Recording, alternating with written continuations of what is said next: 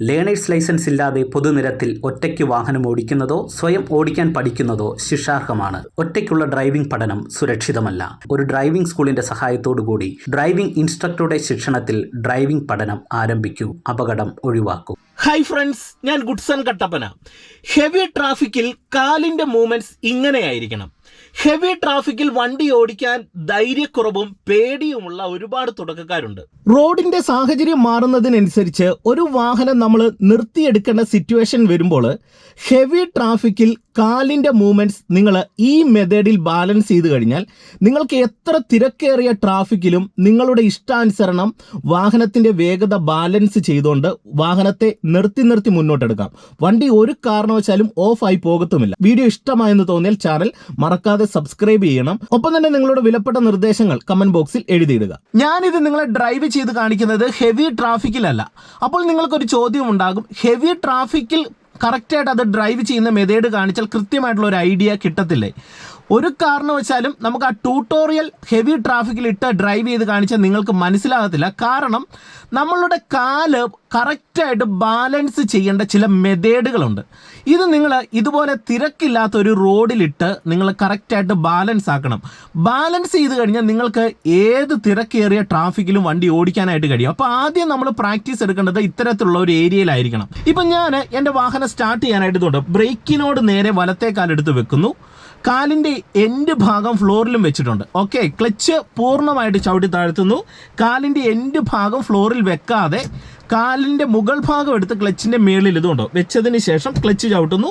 അതിനുശേഷം കാലിൻ്റെ എൻഡ് ഫ്ലോറിലേക്ക് വെക്കുകയാണ്. ശേഷം ഞാൻ എന്ത് ചെയ്യുന്നു, വാഹനം സ്റ്റാർട്ട് ചെയ്യുന്നു. ഓക്കെ, അതിനുശേഷം ഞാൻ ഫസ്റ്റ് ഗിയറിലേക്ക് ചേർത്തിടുകയാണ്. ഹാൻഡ് ബ്രേക്ക് റിലീസ് ചെയ്ത് കൊടുക്കുന്നു.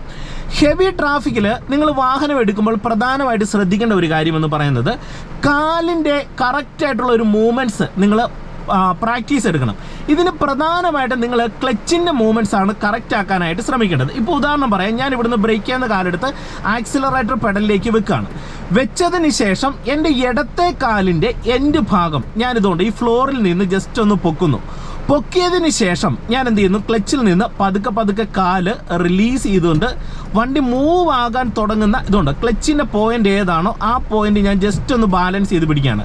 ഇപ്പോൾ വണ്ടി മൂവ് ആയപ്പോൾ ഞാനൊന്ന് ബ്രേക്കിലൊന്ന് ചവിട്ടി ഇതുണ്ട് ക്ലച്ചെ ബാലൻസ് ചെയ്ത് നിൽക്കുകയാണ്. ഇപ്പോൾ ശരിക്കും പറഞ്ഞാൽ വണ്ടി മൂവ് ആകുന്ന ഹാഫ് ക്ലച്ച് പോയിന്റ് ഏതാണോ അത് ഞാൻ ഇടത്തേക്കാല് ഫ്രീ ആക്കി ഹാഫ് ക്ലച്ച് ഞാൻ കണ്ടുപിടിച്ചു.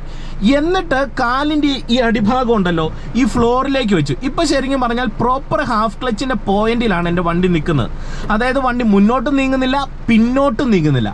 അപ്പോൾ ഇങ്ങനെ നിങ്ങൾ ക്ലച്ചിനെ ബാലൻസ് ചെയ്യണം. അപ്പോൾ നിങ്ങൾക്കൊരു ചോദ്യം ഉണ്ടാവും, നമ്മൾ ക്ലച്ച് ബാലൻസ് ചെയ്യുന്ന സമയത്ത് ഈ കാലിൻ്റെ എൻഡ് ഭാഗം ഫ്ലോറിൽ വെച്ചുകൊണ്ട് തന്നെ നമുക്ക് ഇങ്ങനെ ക്ലച്ചിൽ നിന്ന് ഇങ്ങനെ കാല് അയച്ചുകൂടെ, ഇങ്ങനെ അയച്ച് ഹാഫ് ക്ലച്ച് കണ്ടുപിടിച്ചുകൂടെ? അങ്ങനെ അയച്ച് നമുക്ക് ഹാഫ് ക്ലച്ച് കണ്ടുപിടിക്കാം. പക്ഷേങ്കിൽ അവിടെ ചെറിയൊരു പ്രശ്നമുണ്ട്. എന്താണെന്ന് ചോദിച്ചാൽ നമ്മൾ ഇങ്ങനെ ക്ലച്ച് അയക്കുന്ന സമയത്ത് നമ്മൾ ക്ലച്ച് റിലീസ് ചെയ്ത് വരുമ്പോൾ നിങ്ങൾ നോക്കുക, എൻ്റെ കാലിൻ്റെ ഇതുണ്ടോ ഈ ഭാഗത്താണ് ക്ലച്ചിൻ്റെ ഈ പെഡൽ വരുന്നത്. അതായത് ഇതുണ്ടോ ഈ ഭാഗത്താണ് പെഡൽ വരുന്നത്. അങ്ങനെ വരുമ്പോൾ നമ്മൾ ഇവിടെ കാല് വെക്കുന്ന സമയത്ത് നമ്മളെ കാലിൻ്റെ ഈ ഒരു ഏരിയയ്ക്ക് പെയിൻ വരാൻ സാധ്യതയുണ്ട്.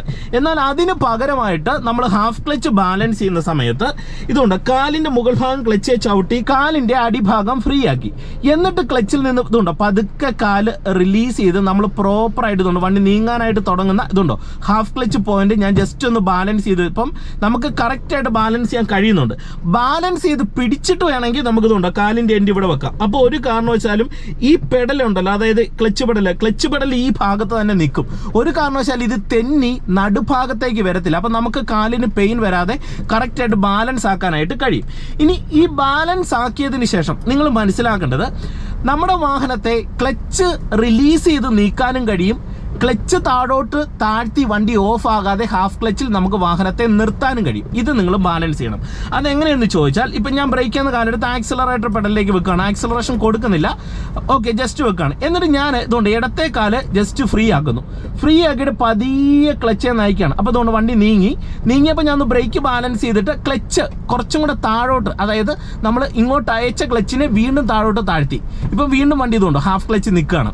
ഇങ്ങനെ ക്ലച്ചിനെ റിലീസ് ചെയ്യുകയും ക്ലച്ചിനെ താഴോട്ട് താഴ്ത്തി കൊടുത്ത് ഹാഫ് ക്ലച്ച് നിങ്ങൾ ബാലൻസ് ചെയ്യണം. ഈ ഒരു ബാലൻസിങ് നിങ്ങൾക്ക് വേണം. കാരണം നമ്മൾ ഈ ട്രാഫിക്കിൽ എടുക്കുന്ന സമയത്ത് നമ്മളൊന്ന് വണ്ടി മുന്നോട്ട് നീങ്ങിയിട്ട് വീണ്ടും നമുക്ക് വാഹനത്തെ, അതായത് ക്ലച്ച് അയച്ച് നീക്കിയിട്ട് വീണ്ടും വണ്ടിയെ നമുക്ക് നിർത്തേണ്ട സാഹചര്യം വരുമ്പോൾ നമ്മൾ ഈ ഹാഫ് ക്ലച്ച് പോയിന്റിനോട് അടുത്ത് വന്ന് ബാലൻസ് ചെയ്ത് നിർത്തും.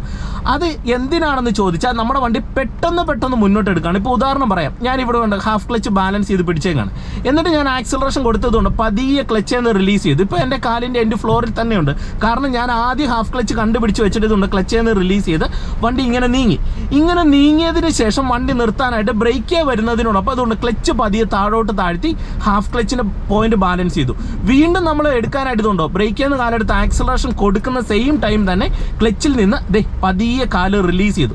ഇടത്തെ കാല് കൊണ്ട് ഫ്രീ ആക്കിയിട്ട് റിലീസ് ചെയ്തു. വീണ്ടും ഞാൻ എന്ത് ചെയ്തു, ക്ലച്ച് താഴോട്ട് താഴ്ത്തി ബ്രേക്കിലേക്ക് വന്നതുകൊണ്ട് എൻ്റെ വാഹനത്തെ ഞാൻ നിർത്തി. അപ്പം ഞാൻ ഇവിടെ ഫുൾ ക്ലച്ചിലേക്ക് വരുന്നില്ല, കാരണം എനിക്ക് പെട്ടെന്ന് എടുക്കേണ്ട സന്ദർഭം ഉള്ളതുകൊണ്ട് ആക്സിലറേഷൻ കൊടുക്കുക, ക്ലച്ചിൽ നിന്ന് റിലീസ് ചെയ്യുക. അപ്പം നമുക്ക് പെട്ടെന്ന് എടുക്കാം. ഇനി നമ്മൾ വാഹനം ഇങ്ങനെ എടുത്തിട്ട് ഒരു ശകലം നേരം വാഹനത്തെ നമുക്ക് നിർത്തിയിടേണ്ട സിറ്റുവേഷൻ ഉണ്ടെങ്കിൽ എന്ത് ചെയ്യണം, നമ്മൾ ഫുൾ ക്ലച്ച് ചവിട്ടുക, ബ്രേക്കിലേക്ക് വന്ന് വാഹനം നമ്മളിതുകൊണ്ട് പൂർണ്ണമായിട്ട് ചവിട്ടി നിർത്തുക. പെട്ടെന്ന് എടുക്കണമെന്നുണ്ടെങ്കിൽ നമ്മൾ ഹാഫ് ക്ലച്ച് പോയിന്റിലേക്ക് വന്ന് വണ്ടി ബ്രേക്ക് ബാലൻസ് ചെയ്ത് സ്ലോ ചെയ്തിട്ട് ക്ലച്ച് അയച്ച് വീണ്ടും ആക്സിലറേഷൻ കൊടുത്ത് എടുത്താൽ മതി. ഇനി നമ്മളൊരു ലോങ് ടൈം, അതായത് ഒരു മിനിറ്റൊക്കെ പാർക്ക് ചെയ്യണമെന്നുണ്ടെങ്കിൽ എന്ത് ചെയ്യണം, ജസ്റ്റ് വണ്ടിയുടെ ഗിയർ ന്യൂട്രൽ ആക്കുക, എന്നിട്ട് എന്ത് ചെയ്യണം, ഹാൻഡ് ബ്രേക്ക് കൊണ്ട് മുകളിലേക്ക് വലിച്ചിട്ട് വണ്ടി നിങ്ങൾ പാർക്ക് ചെയ്യുക. ഓക്കെ, ഇനി നമുക്ക് ഹെവി ട്രാഫിക് എന്ന് പറയുന്നത് ചിലപ്പോൾ ചെറിയ കയറ്റങ്ങളോട് കൂടിയ ഏരിയയിൽ വരാം. അത് ട്രാഫിക്കുള്ള ഒരു സ്ഥലമായിരിക്കണമെന്നില്ല. നമ്മൾ ചിലപ്പോൾ ഒരു കയറ്റത്ത് വണ്ടി ഓടിച്ചു പോകുന്നതിനിടയിൽ മുന്നിലുള്ള വാഹനങ്ങൾ സ്ലോ ആയി പോകേണ്ട സാഹചര്യമോ അല്ലെങ്കിൽ അവിടെ പെട്ടെന്നൊരു ട്രാഫിക് ഉണ്ടാകുന്ന സിറ്റുവേഷൻ വന്നാലും നിങ്ങൾക്ക് കയറ്റത്ത് ഇത് കൈകാര്യം ചെയ്യാനായിട്ട് കഴിയണം. അതുകൊണ്ട് ഞാൻ നിങ്ങളെ കാണിച്ചു തരാം. കയറ്റത്താണെന്നുണ്ടെങ്കിൽ നിങ്ങൾ ചെയ്യേണ്ടത്, ഞാൻ ഫസ്റ്റ് ഗിയർ കറക്റ്റായിട്ട് ചേർത്തിടുന്നു, ഹാൻഡ് ബ്രേക്ക് റിലീസ് ചെയ്ത് കൊടുക്കുകയാണ്.